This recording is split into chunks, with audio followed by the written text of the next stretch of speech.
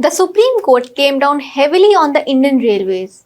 It told the railway authorities today to rehabilitate the people in Haldwani before eviction. Hello, this is Amina. Welcome to HW News English. The Supreme Court noted that people have been residing there for decades and even before independence.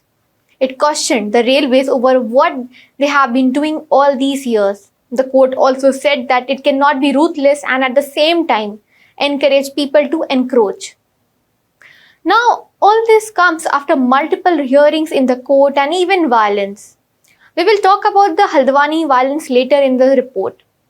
First, let's understand what this case is and how it unfolded. Today, the Apex Court was hearing Indian Railways' plea. The railway was seeking modification of the court order which stayed the eviction of nearly 50,000 people. These people have allegedly encroached upon railway properties in Uttarakhand's Haldwani.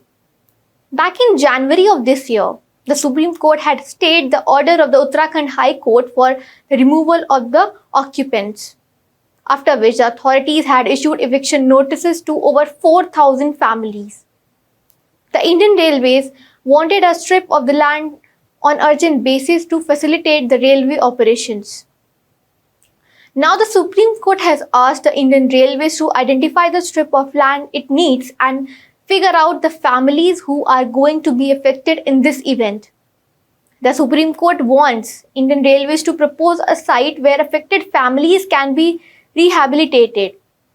Railways have been given a deadline for 4 weeks. The next hearing is on September 11th. In this whole case of eviction, Haldwani also witnessed a violence in which around 6 people lost their lives and more than hundreds were injured. This violence erupted during a demolition drive when bulldozers tried razing illegal madrasa and the mosque structure. This enraged the residents there.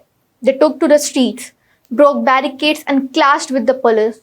Stones were allegedly pelted on the cops, municipal workers and journalists present there. Even the security bus and other vehicles were set ablaze.